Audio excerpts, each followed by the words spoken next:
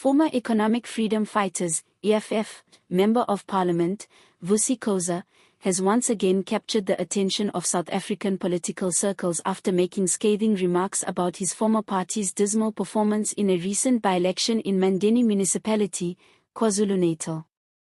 The by-election, which was a critical test of the EFF's growing or declining influence in the province, resulted in the party securing only a shocking 20 votes.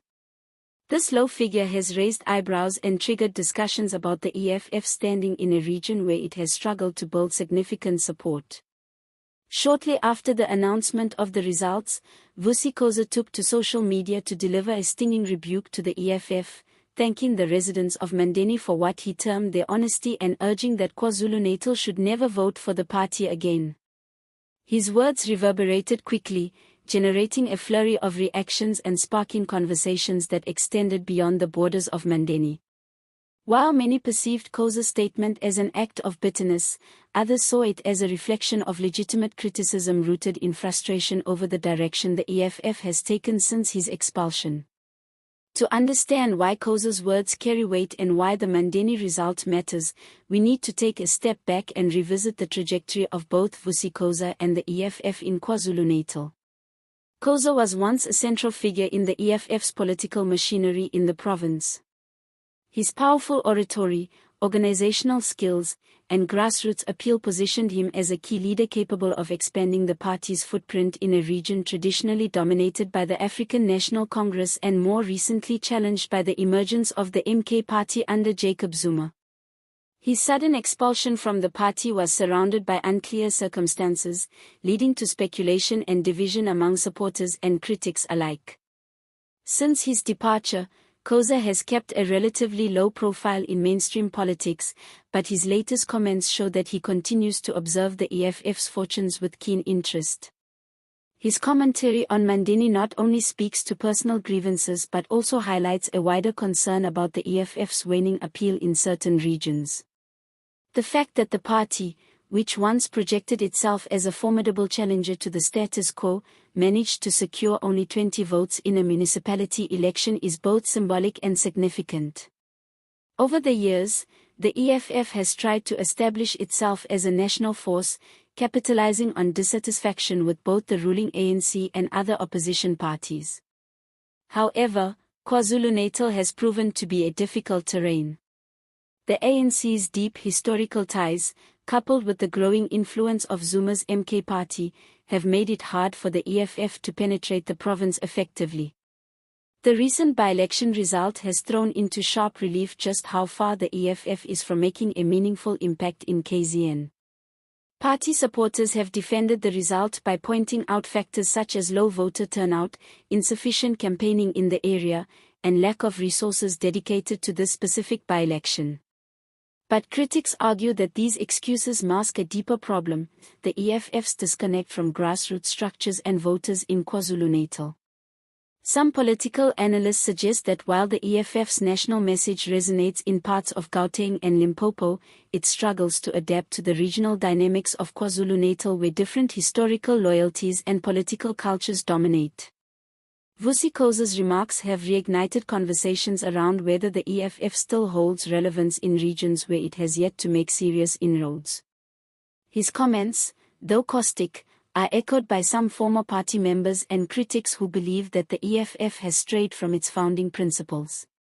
They argue that the leadership's top-down approach has alienated the very grassroots support it needs to thrive, especially in politically competitive provinces. Khoza's own experiences, as someone who once operated at the front line of the party's provincial campaigns, lend credibility to his critiques. On the other hand, loyal supporters of the EFF have brushed off Khoza's comments as the bitter rantings of a disgruntled former member. They maintain that his expulsion was justified and that his current criticism is driven more by personal vendetta than by genuine concern for political progress. Still, whether driven by bitterness or valid political observation, Khoza's words have forced the EFF to confront uncomfortable questions about its strategy and standing ahead of the 2026 local government elections. With competition intensifying from both the ANC and MK party, the EFF's leadership cannot ignore signs of diminishing support in places like Mandeni. Looking ahead, the EFF will face mounting pressure to reassess its approach in KwaZulu-Natal if it wants to remain competitive. The party's reliance on national-level messaging and confrontational politics may not be enough to sway voters in a province where issues are often localized and shaped by long-standing regional loyalties. The growing popularity of the MK party under Jacob Zuma further complicates matters, as Zuma's personal appeal in KZN continues to draw significant support away from other opposition forces. If the EFF hopes to reverse its fortunes, it will need to invest more heavily in building authentic relationships at the community level, revitalize its provincial leadership structures, and perhaps recalibrate its messaging to better align with the concerns of KZN voters. For now, though, the Mandeni result serves as a stark warning sign and a possible indication of broader challenges the party faces in other rural and semi-urban areas of South Africa. As political tensions heighten in the lead-up to the next elections, the story of Vusi Khoza and his stinging critique of his former party offers a glimpse into the shifting landscape of South African opposition politics. Whether Khoza's comments will galvanize more former members to speak out or whether the EFF will take corrective action remains to be seen.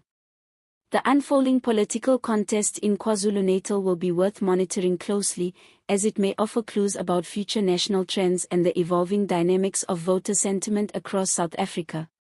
If you found this analysis helpful, don't forget to hit the subscribe button so you don't miss out on more in-depth political discussions like this. We'd also love to hear from you guys. What do you think about Vusi Khoza's comments? Do you believe the EFF is losing its grip in KwaZulu-Natal? Or was this just an isolated by-election blunder? Share your thoughts in the comments section below and let's get the conversation going. This situation has also reignited conversations about the broader landscape of political disillusionment in KwaZulu-Natal, especially among younger voters who once viewed the economic freedom fighters as a fresh and radical alternative to the long-dominant ANC. The significant drop in support, as reflected in the Mandeni by-election, is more than just a numerical loss. It is a signal that many of the promises and rhetoric that once attracted a solid base are no longer resonating as powerfully on the ground. Former supporters, including those like Vusi Khoza, seem to believe that the party has drifted away from its original mission of radical economic transformation and grassroots empowerment.